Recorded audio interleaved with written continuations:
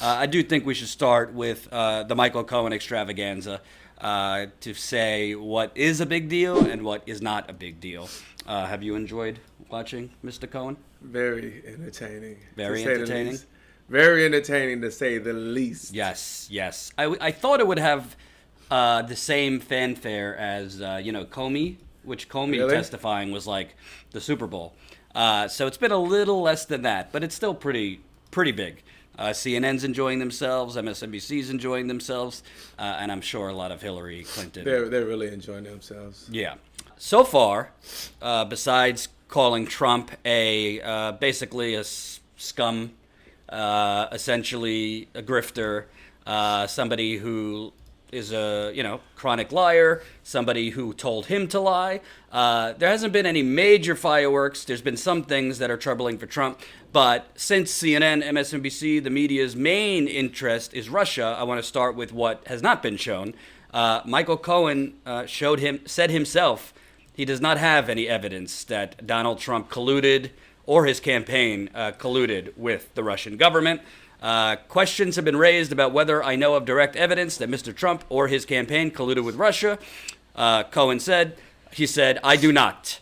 I want to be clear. So you can't really get any more clear than that. I also want to say to folks who are very interested in this outcome that there's a collusion between the Trump campaign. Are invested. Invested. I would find it. I don't think Michael Cohen is this stupid to go and lie in front of Congress Again? when he's going into jail for 3 years, because if it was proved he's lying in front of Congress, that could add on to his already 3-year jail sentence. No, it can't. So, yeah, it can. No, I mean, they would have to recharge him. Well, there could be additional charges for lying. They would have again. to recharge him. They would have Right, to right. go through, spend the money and go through court to recharge him for something. But the point is, he potentially could face more jail time for doing He that. potentially, but it seemed like he lied about some stuff. I think it's well documented that he really wanted a space in the Trump White House, and he made it seem equivocally as if he did not. Yeah, but that's the type of thing that, how do you prove that? What's in his mind? What's in his mind? Well, you got a numerous amount of people that had contact with him that actually said no, he was really hurt by the fact that all of a sudden he was put on the out when he got into office. So I don't think everybody, and this is before he even went against Trump. This is before he even got raided. Right. So I also think something that the Russia collusion enthusiasts are going to latch onto. Michael Cohen said Donald Trump's former attorney and fixer, Michael Cohen. Can you see this? Oh, Keep- wait, keep I didn't. talking. Blah, blah, blah, blah, blah. Donald Trump's former fixer and attorney testified in detail Wednesday about the president's involvement in hush money payments. I'll get to that later. But he also said that in his testimony, when it was Democrats' turn to question Cohen, they gave him the chance to add new details about how he prepared his previous congressional testimony in which he lied, as well as the hush money payments and Trump's conversations with Stone. So as far as Stone, Michael Cohen said that he was in President Trump's office when President Trump got a call from Roger Stone, still during the campaign, saying, I just got off the phone with WikiLeaks founder Julian Assange, and there's going to be an email dump coming. I think. Well, if anyone, go ahead. But let me finish.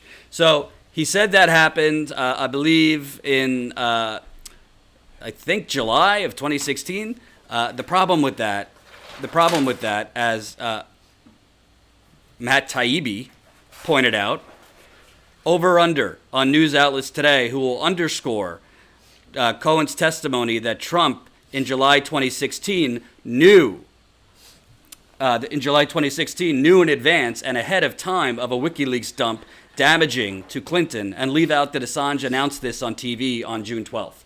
So basically, they're trying to make it seem like Roger Stone gave Donald Trump advance notice that WikiLeaks was coming out with a dump in a phone call in July 2016. The only problem is the whole world had access to this because Julian Assange in June of 2016 went on a program right here and said more leaks to come on Hillary Clinton. Said that the journalist organization is planning to release upcoming leaks in relation to U.S. presidential hopeful Hillary Clinton. So Is it possible that Roger Stone just made up that he had spoken with Julian Assange on the phone Absolutely. to endear himself Absolutely. to Donald Trump? But the point is, Donald Trump didn't get any advance notice that the rest of the world couldn't have got. And this is why it's important. Matt Taibbi, who works for Rolling Stone, you're not going to hear this on CNN, MSNBC today, pointing out, wait a minute, the timeline doesn't match up. Julian Assange had already announced more information was coming out. But I will point out. Wait, gotta do something. Transition back. Natasha Burchard, I think her name is, points out. She's with The Atlantic. She points out from somebody else. Trump actually told Mueller in writing that Roger Stone did not tell him about WikiLeaks, per CNN. But Cohen now says Stone told Trump about the impending WikiLeaks release in July 2016. If Mueller can prove Cohen's story. So, I mean, if you look at the documentaries, The Circus, back during the campaign, when a terrible show that you love because you love The Establishment. Got that part. So back when the campaign was still going, Roger Stone was on there bragging as if he was in connection with Julian Assange, or he had a person that was in connection with, that he wasn't directly in connection. But if you know Roger Stone, you know he loves to embellish, and he may have had some type of contact, but to say that he knew information before anyone else does, no. But it depends who you want to lead, your own eyes or Roger Stone. And Roger Stone is famous for saying, he basically calls lies, like lying is just shaping public discourse. So, like, he's open that he lies. So the fact that he could have called could have called Donald Trump during the campaign and said, "I just got off the phone with Julian Assange." It's definitely true, but that doesn't mean that he actually was in contact with him. Of course, he'd do that to make himself look bigger. I mean, if you know Donald Trump and you know how you have to relate to him, you know how you have to relate to him. If you know Roger Stone embellishes. Right. If you're not familiar with him, look at Get Me Roger Stone. If you want to get even more familiar with him, you can Google what he did with the old district attorney of New York. What's his name? Oh, what was his name? The one that got Busted with the prostitutes? I forget his name. Oh, Elliot Spitzer. Elliot Spitzer. Yeah. What he did with the journalist, not Dan Rathers, but the other guy.